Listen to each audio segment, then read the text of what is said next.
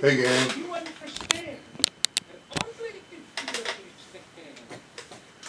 My Lord just told me to do this immediately. I got these notes about my timeline in the 1970s.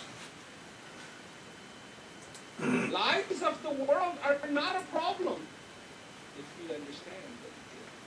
Okay, so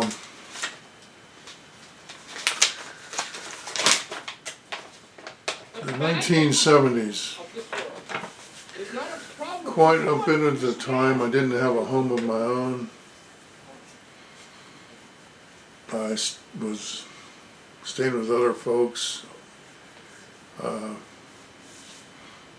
up until I got my first long-term job in 1975, which was at a place called the Magic Pan.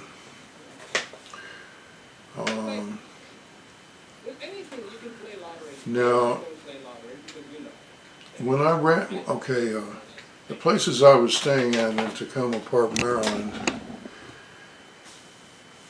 in the early hippie time, were occupied by folks who, they were mostly Jewish and Irish and mixed Jewish and Irish. And they had a very hospitable attitude, and it was a 2 years party scene. When I got, they kind of scattered after 2 years, and people from other places such as Baltimore or Prince George's County and other places that drank beer and smoked dope took up their apartments and started paying the rents there and all. And I wasn't as welcome as a guest there or as a wandering sadhu.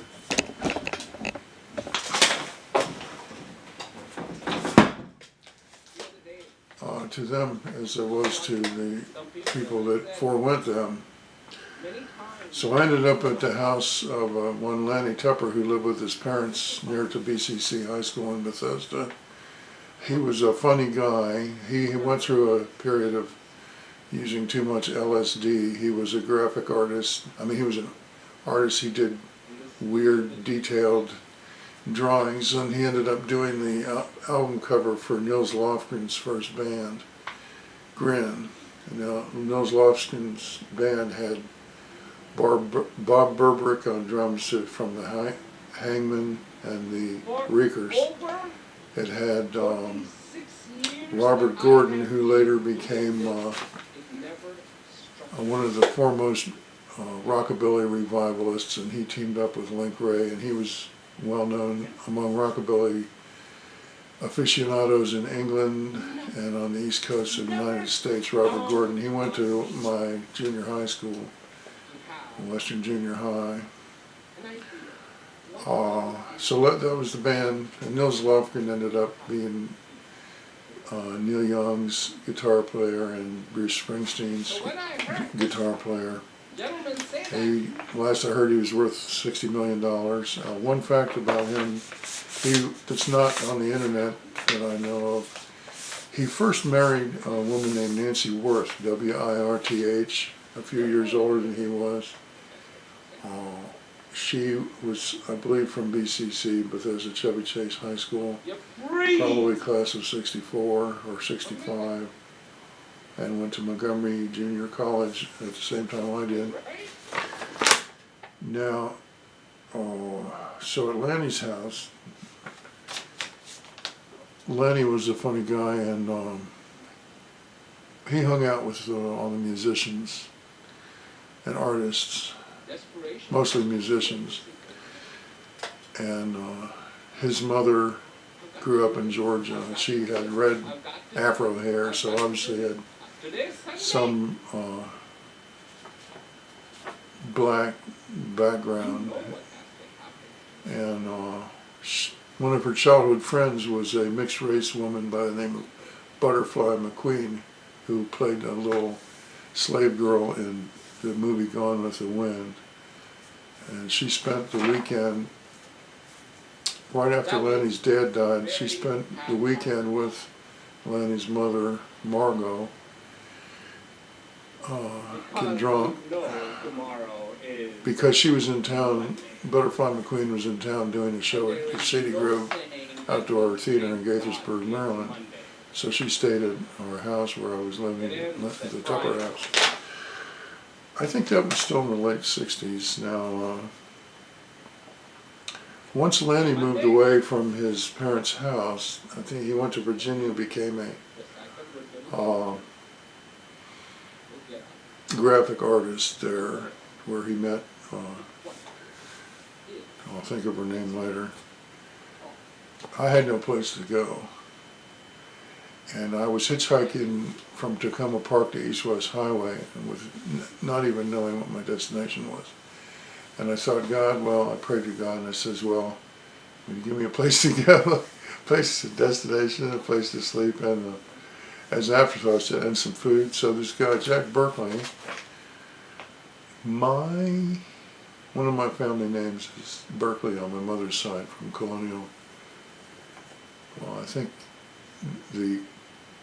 my forebears in Colonial, Massachusetts were descended from Berkeley's back in England. So this guy, Jack Berkeley, had just been graduated from the University of Pittsburgh, and he had a household full of friends there who were, you might call them hippies, but the hard-drinking, blue-collar hippies. They occupied a 5-story house in a formerly seemingly expensive neighborhood in Shadyside, and when he picked me up hitchhiking, he says, "You want to go to Pittsburgh?" I said, didn't have to think long. Nowhere else to go. Yeah, sure. It was a little bit of a shock. You know, I thought somebody would pick me up. If anywhere, it would be local, but okay, Pittsburgh, why not? So, I have to remember to enunciate. So, Jack Berkeley, then he has raisins and trail mix or something of that ilk on his dashboard. Said, "Do you want some food?" Now I said, I wanted a place to go, I wanted some food, and I prayed about it, and here's Jack Berkeley answering my prayer. So there is a God, although God's not the right name for him, him. So we went to Pittsburgh. Oh my God. This is just a sketch of the timeline. I lived there a couple of months, and I don't want to go into detail for this timeline. I stayed in that house. Hitchhiked to California. I didn't hitchhike. No, there was on the university there was a bulletin board for rides. I got a ride to California. Because the house was breaking up. Here's what had happened. This guy, Phil, Keys, K-E-Y-E-S, was living in the house, and he had, I think he was getting 2 or 3 welfare accounts, plus he had a really high-paying job as a smokestack inspector in the factories. These smokestacks are as big as houses on the inside, and he had to put on his asbestos suit, climb the ladder on the outside of the stack, and get at this landing, there's a door, walk inside the smokestack and inspect it, wearing an asbestos, similar to a spacesuit, I suppose, or a hazmat suit. Well, he used to seduce a new girl just about several times a week. Who's a Taurus? I've seen Tauruses do this quite a bit. Not Tauruses in general, but very often it's a sign of Taurus that gets gallons of water. serial seducers, in my experience. So one time I was standing outside of the house, psychically I saw, there was no cars coming, but I saw as if a car had been there, and the man was the father of one of the girls that Phil had seduced Also, Phil was very generous. He was always buying me sandwiches. Whenever the group, we always traveled around as a group in the house. First thing you must be dedicated to is the joy that dances. So, I mean, I'm not trying to say he didn't have merit. He was very kind and giving, like everybody in the house just about was, including me. Favorite clarity in your life. When I had the chance. So, what I saw psychically, now, you know, since I was starving a lot, I would never ask anybody for food. I didn't get food stamps, I was too proud. So a lot of times, I'd say to myself, well, this is good, I'm fasting. And so it made me more psychic because I was fasting much of the time.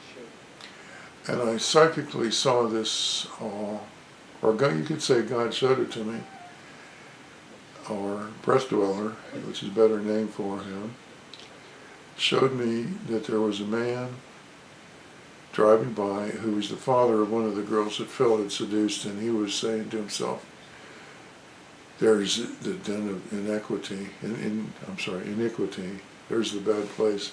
I'm going to get that place condemned. So apparently, I got the feeling he had a position in the city administration, and he got the house condemned. So the house broke up. Foolishly, I didn't. I had a girlfriend named Kathy Triste. I had an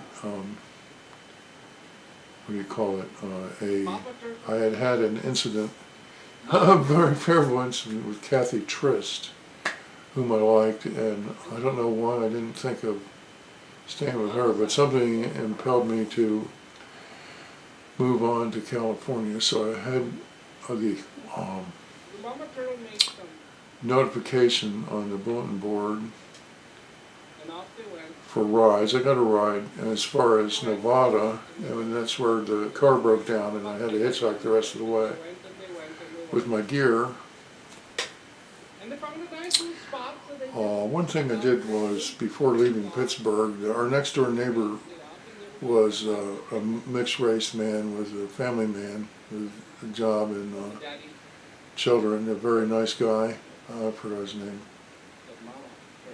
But he had previously sung with a hit band. Now, he didn't sing as part of the band. He, just for their own entertainment, when the members of the band used to sing, and he would sing with them in their own space. He didn't record with them, but the band was called the Del Vikings. It was a vocal group, a doo-wop group. So I gave him guitar lessons. I taught him how to play Knock 3 Times, which was a hit record at that time in the early 70s. So back hitchhiking through Nevada, I arrived at Berkeley, California. I had the address of Tommy O'Connell. This is crazy. I can't do these notes. There's too many of them. Why not? Okay, I will. Okay, so why not? Because I don't know. Why not?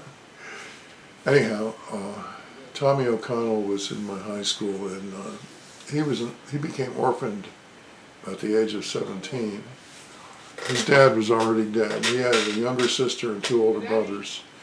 His older brothers were ultra-liberal revolutionaries, and they both became professors at the University of California at Berkeley, which was that and the University of Wisconsin and Brandeis, I guess, were 3 of the most revolutionary schools.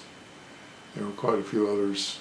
There was quite a few. There was a few others. Quite a few, which means understatement. Very many others. But those were some of the most outstanding of the revolutionary schools. University of Wisconsin, UC Berkeley, and Brandeis. And so they weren't Jewish, they were Irish.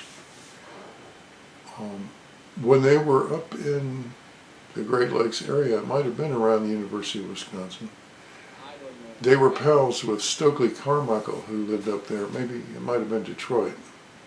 Stokely Carmichael changed his name to an Arabic name. I don't remember what it was. But he was one of the black or mixed race revolutionaries in the United States. And so they were walking through his neighborhood one day, and they knew him really well, and he was sitting on the porch, and they said, "Oh, hey nigger, what are you doing?" Something like that. And not knowing who they were, all the citizens of the neighborhood started to close in on him and form a crowd around Tommy O'Connell's two brothers. And so Stokely quickly got off the porch and put his arms around them, and then the crowd realized that it was all in fun, and they dispersed. Also, that wasn't a direct quote. It was something of that nature, what they said. I don't remember. It probably could have been just that. So when I got to Tommy O'Connell's family's house, now there weren't that many people from our school district in California. So the O'Connells were a very sociable Irish family and Irish American. And anybody coming from the East Coast would to go to their house. So their house was filled with guests. I mean, when I got there, and I had a premonition of this when I was in Pittsburgh. I had a vision seeing somebody showing me this little closet and saying, "This is your room." So when I got there, nobody was home. I dumped my stuff on the porch with a note, because I didn't want to impose on them, but I had to have someplace safe to put my stuff. And I went into San Francisco, hitchhiked, and I got a room in a hotel. Now when I came out of the hotel, one thing that I remember, I was wearing this black leather jacket, a real cheap one. I'm not even sure, I think it might have been vinyl, but looked leather. I had acquired this jacket because a few months earlier, I had this wonderful lamb fur coat that my dad had caused to be made when he was selling lambskins. And I was hitchhiking, and another hitchhiker had a long way to go, and I didn't have far to go, and the snowstorm had just come. So I swapped coats with him, because I wasn't going to need my coat for that short distance. I figured I'd get home before it got too cold. But he was in danger, so he got my coat. It was starting to get frayed around the edges. But so I came out of the hotel, and I noticed I had a tail. There was two surveillance guys in two suits in a plain, cheap, I guess it was a GM car, that were watching me. So apparently they were watching the O'Connell's house, and they saw me show up. But who's this guy? Is he here to stir up a revolution or what? I don't think they stayed with me for too many days after that. But I ended up running out of money for the hotel. I didn't find a job at that time, and probably still. California is a destination because of the climate and a lot of glamours out there.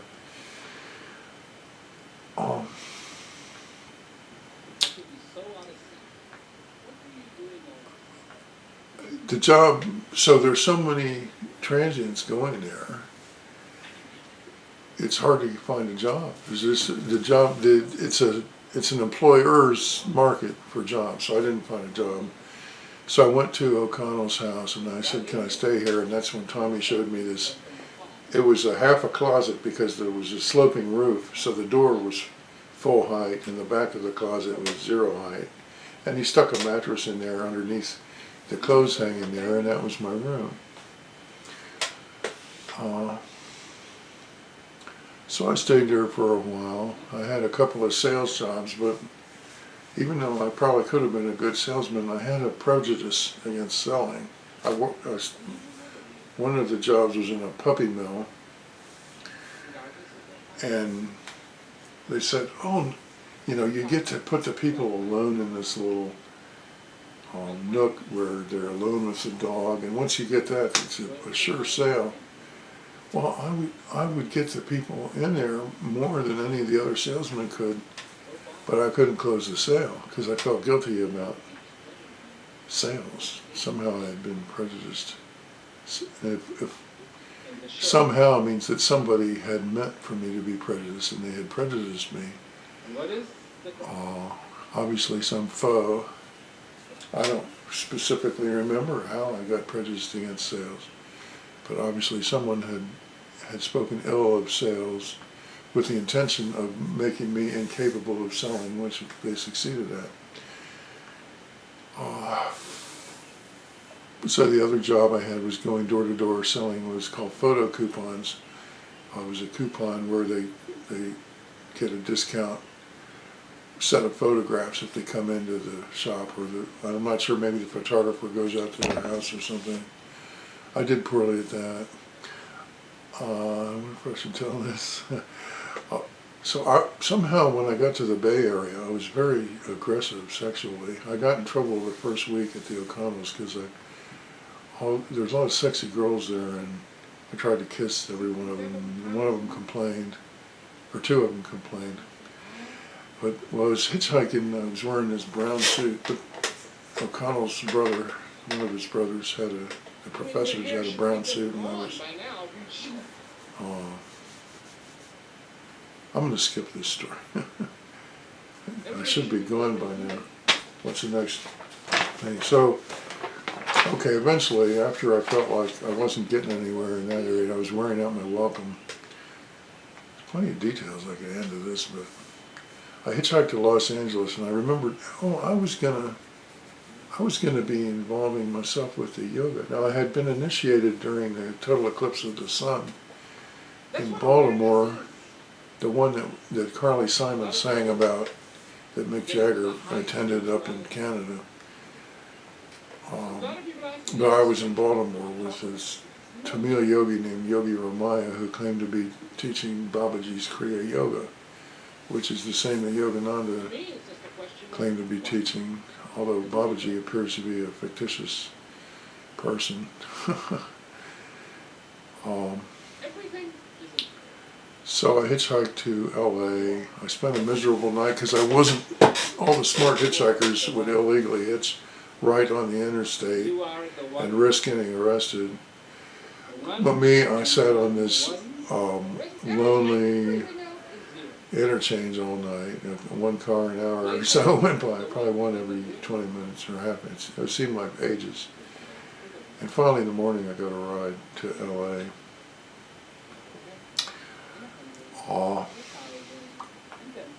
Enunciate. I don't know if you all could even understand me, because I have been slurring my words and I want to enunciate. So, got to LA. I called up. I must have had some money because I had enough to make a telephone call. There used to be pay phones everywhere. A coin phone, you put a coin in and you get the call. If it's local call, it costs $0.25. Although I think when it first came out, decades before that, it was $0.10. Now, by the time you hear this, maybe you don't know what a quarter is. It's $0.25. A dime was $0.1/10. A coin made of metal. So priority to the zeros. I looked up Babaji I looked up Yogi Ramaya in the phone book. He wasn't in there. I looked up Babaji, and it just said Babaji. So I called the number, and this guy answers the phone, and I'm sure it was Nils Lofgren, whom I spoke of earlier. He was from our county, Garrett Park, and he had moved in with Neil Young. So I said, "Is Yogi Ramaya there?" And he goes, "Oh no, he's not here right now." The guy who's playing along, because it wasn't Yogi Ramaya. It wasn't. I'll tell you in a moment. And then after a few seconds of playing along with me, I said, is this, is this an ashram? one last can I go thought. there and it, do yoga? it got something And he broke out laughing. He says, don't you know who you called? This is Neil Young's house. And so how did I call Babaji and end up with Neil Young's house? I saw later, a few years later in a magazine, Neil Young had a dog and he named it Babaji. No. So he must have had his phone number listed under his dog's name in the phone book so he could tell his friends, yeah, you know, what's your number? Oh, well, just look up Babaji in the phone book. So I know I had a too high a conception of myself because I could do this finger picking style. I don't think I was good enough to record. But anyway, I thought, well, I'm going to go to Neil Young's house and impress him with my finger style picking, and then he's going to help me have a career as a famous finger picker. So I was hitchhiking to Neil Young's house, and this Cadillac Eldorado, late model, picks me up, and then the driver was a guy about my age, around 21, 23, something like that. The mommy was in the front seat. She was from Mexico and had red hair. Upon reflection, she was obvious Jewish. And she had two children, a boy 7 and a girl 13.